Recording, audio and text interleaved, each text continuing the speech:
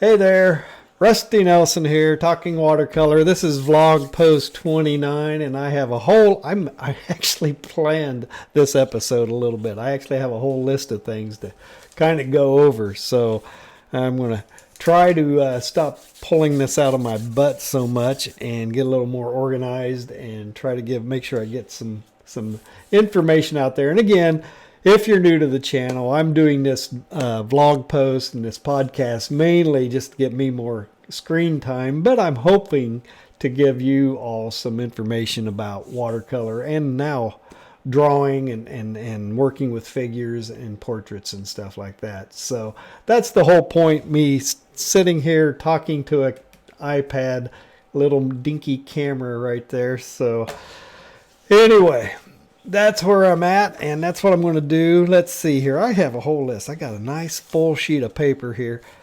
I have like the first thing on my list is to address the bad edit I made on that little cityscape video that I posted 2 weeks ago.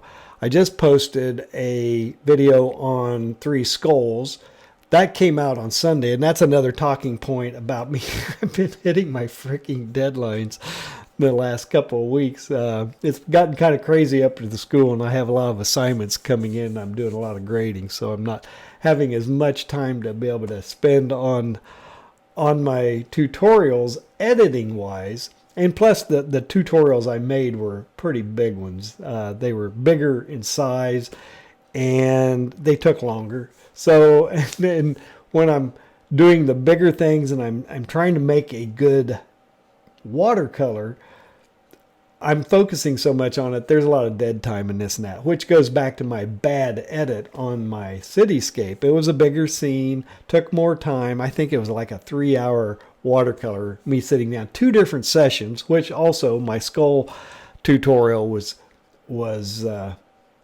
2 different sessions as well. I had to get up and do something on each one of them and then come back to them the next day. So I lost a day of editing because I had to wrap up the piece. So yeah, there's a number of issues that have kind of come together that have kicked my butt in the last couple of weeks where I haven't been able to meet my schedule. But I'll keep doing my rotation. I'll be doing a figure drawing, either portraits or full figures, and then a watercolor tutorial. I do think people are interested in the just getting back to the basics and learning how to draw. I don't know, maybe for some viewers the watercolor may be a little intimidating. I know people kind of have it in their mind's eye that watercolor is a really hard thing and they don't really want to try doing it, but drawing seems a little maybe more accessible and doable. So I understand that. That makes sense. So in regards to all of that nightmare of not hitting deadlines and causing me to really have a bad edit, and it was the sound. I didn't have my sound knocked down quite far enough. Plus, I had chosen some really bad, annoying jazz music. So using music in these things it's a hit or miss thing. You can really screw it up. And just by the choice, I like jazz music, but yeah, I can understand that it can get a little long in the tooth if the video's too long. I don't want to have a whole string. That's a lot of different audio tracks that you have to dump in there. So I use maybe 3 or 4, and then I'll just copy and paste and repeat them over. So if I made a bad choice on one, it's repeated a couple of times in the video. So I'm sorry about that. I need to just slow down a little bit. I was rushing to hit the deadline to get that out on I think a Saturday morning, and I just didn't spend enough time with it, review it closely enough to catch the fact that the audio was screwed up. So I'm thinking of re-editing that again, and it would be a good exercise for me to, well, one, fix the problem. I can't fix the one that I uploaded. YouTube won't let you do that. You'll have to either take it down or just live with it. So I'll just live with it and leave it out there. It's got a good number of views. I mean, it turned out okay. But I think it'll be a good thing to just re-edit it, maybe play around with the edit and see if I can do it even better, and then resubmit it and re-upload it and see where it goes from there. And I might even, I'll even change up the cover art and retitle it or something. So it'll be a good exercise for me on how to maybe repackage the same content and put it out there and see if it does any better. I mean, it'll be a good learning experience and a good test for what I need to be doing differently to get better views on stuff. So I still haven't figured out how to rinse and repeat on why the Loomis method tutorial went bananas and why it has 230 some thousand views. I don't know. I did that thing so quickly. It was almost like a throwaway tutorial. So it was definitely the subject matter, and maybe I didn't screw around, and I think I might have made it a little more entertaining than some of my longer videos where I'm really focusing on stuff. So anyway, that's where I'm going there. So I've got like 3 things here off my list here. So yeah, definitely doing maybe some smaller, quicker, more specific tutorials on doing specific things that you can then use in a larger overall watercolor, where if I'm in an overall larger watercolor, maybe I'm zipping through it. Again, I'm trying to keep my videos to a certain length. I don't yeah, definitely somebody told me in a comment that they didn't think they could hang around for 2 hours watching a full real-time watercolor. And that, a good watercolor can take anywhere from 2 to 3 hours, at least for me. So I haven't yet ramped up my watercolor superpowers fast enough to get something done that looks really good within an hour. So I'm working on it. The only way I can do that is by going smaller. So if you reduce the physical size, I can get something done in a quicker manner and faster. There's just less real estate to cover in a smaller piece, so it can look pretty good by the end of that hour. So anyway, and I'm still working on getting better at very specific things with. I have trees, I think, figured out. I do have to kind of practice trees and get in tree zone. Clouds are the same way. My wife has me working on doing a sunset. Now, I haven't done many sunsets, so I'm trying to figure that out. I think I did a post a while back doing a sunset, mainly, and that's been a while back, and I still haven't nailed it yet. So I still haven't nailed down and figured out the exact process that works for me to get a nice sunset. And it's all about getting the right saturations and the right contrasts and stuff in there, and making that transition to from the blues to the lighter blues to transitioning into the purples and the reds, oranges, and the yellows. It's just a pretty complex series of color transitions that I just haven't worked to any great extent with in a skyscape. Plus the clouds, getting the clouds just right. So I have a couple of pretty reliable means of making clouds in just a normal blue sky, but throw in the whole color transition, that gets to be a Wild West mess as well. So let's look here.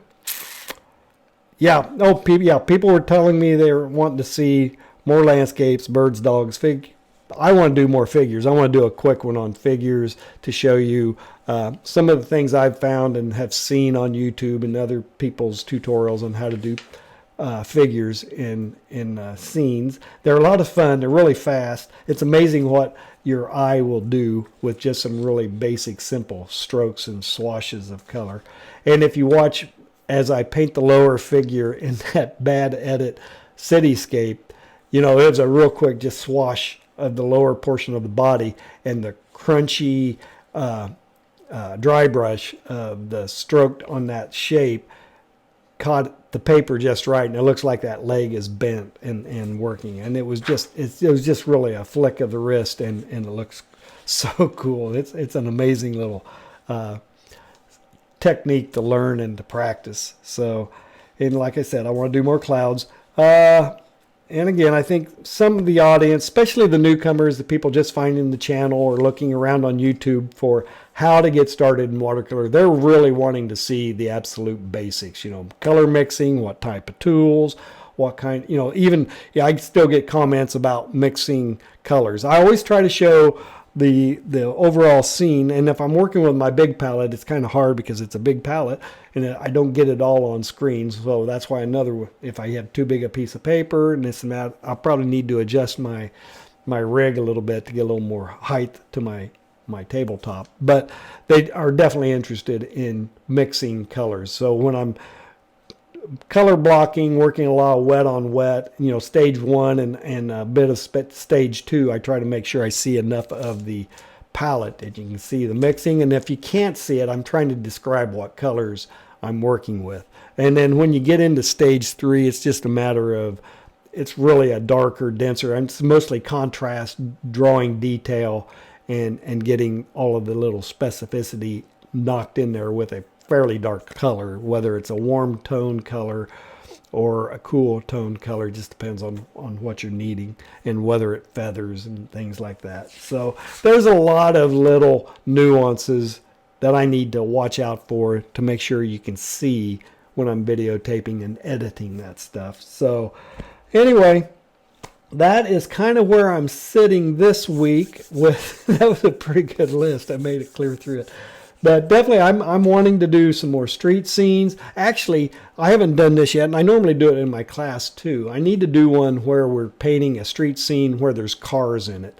And that, along with figures, that is a watercolor superpower that you need to be practicing and getting good at. Not that you're painting makes and models, but you can definitely get a nice sense of a car in a scene with some pretty basic shapes. And that too it's an amazing little skill set to develop when you're learning to paint watercolors, because you're always, depending on where you're at, you'll maybe have a car in the scene somewhere that you want to include, and it just makes sense that it's there, and to exclude it may make the scene seem off balance or something like that. So that's one of the things I definitely wanted to be doing in the next few tutorials as I work them out. So anyway, that's kind of where the things I'm wanting to be doing.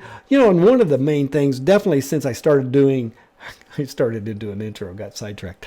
That's one of the things I want to start doing since doing the Loomis stuff, is I'm going to take the time. That's a challenge I'm going to give myself, is to get better. And I mentioned it earlier, get better at creating and catching likenesses of people when I'm drawing them. So I just need to stop and slow down a little bit at the beginning where I'm getting the head's proportions and everything's just right, and measure things out a little better.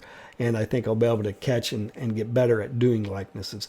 I mentioned that, like, when I'm teaching figure drawing, 3 times a week, 2 times a week, depending, by the end of the semester, I'm able to really catch a pretty good likeness of whatever model we have for that day, mainly just because it's that, it's like 6 hours a week in class drawing, and that's I haven't even matched that yet with what I'm doing here on YouTube. So there's some pretty intense time on task drawing figures and likenesses during the course of when I'm teaching figure drawing. So that's my goal. I'm going to make it a determined effort to draw more people with a strong likeness, and maybe at any distance, maybe at a full head and shoulder shot, or maybe even at a distance. You can hopefully catch that likeness from that distance. So anyway, that's my plan. I had a good talk today. This one was a fun one, mainly because I had so many damn things to go over. The semester's gotten crazy on me, so I'm having a hard time. I'm getting a little punchy. So anyway, I hope everything is going well for you in your artistic journey, but whether it's figure drawing, portrait drawing, or watercolors, no matter what you're doing, scenes, architecture, whatever, you know, this I hopefully is your go-to place to find some information about whatever it is you want to do. It's really what I cover in my classes up at the university, and to get these students excited and up and running and wanting to create. So I hope I'm able to convey that excitement and that enthusiasm to you as well. So if you got any value out of this video, hey, please give me a like and a subscribe. Drop me some comments. I do use them. And yeah, pick me apart. I don't care. It's fun. I know I need to be more self-evaluative as well. So come in here and give me some comments. Give me some things to think about. And we'll talk about them on camera at some point. So, hey, I'll see you next week talking watercolor.